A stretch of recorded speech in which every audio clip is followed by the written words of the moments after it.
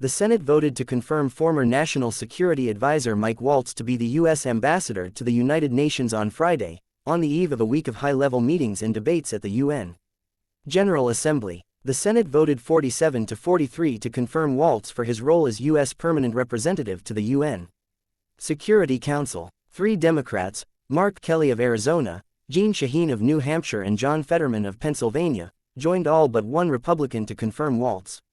The lone Republican to vote against Waltz was Sen. Rand Paul of Kentucky, who had stalled Waltz's nomination in committee. But Republican Senate leadership did not bring to a vote Waltz's separate nomination to be the U.S. representative to the General Assembly. It is unclear what effect that decision will have, if any, on Waltz's ability to execute his role while the Senate is in recess next week.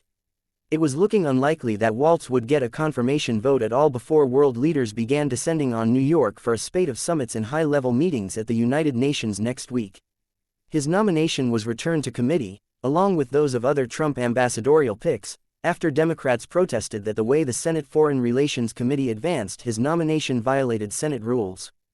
But Trump administration allies, including Trump strategist Jason Miller, called on Senate leadership to move forward with the confirmation of Waltz and other top foreign policy and national security aides ahead of the UN General Assembly. Waltz, a former member of Congress from Florida and national security surrogate for the 2024 Trump presidential campaign, was moved out of his role as President Donald Trump's top national security aide in May, following his role in creating a signal chat where top administration officials discussed a strike against Yemen's Houthi rebels in the presence of the editor of The Atlantic magazine. Waltz faced some opposition from Paul in the Senate Foreign Relations Committee, as Paul tried to keep the committee from advancing his nomination with a favorable recommendation. Paul has not explained the source of his opposition to Waltz, but did question Waltz about his positions on the U.S. withdrawal from Afghanistan in 2021.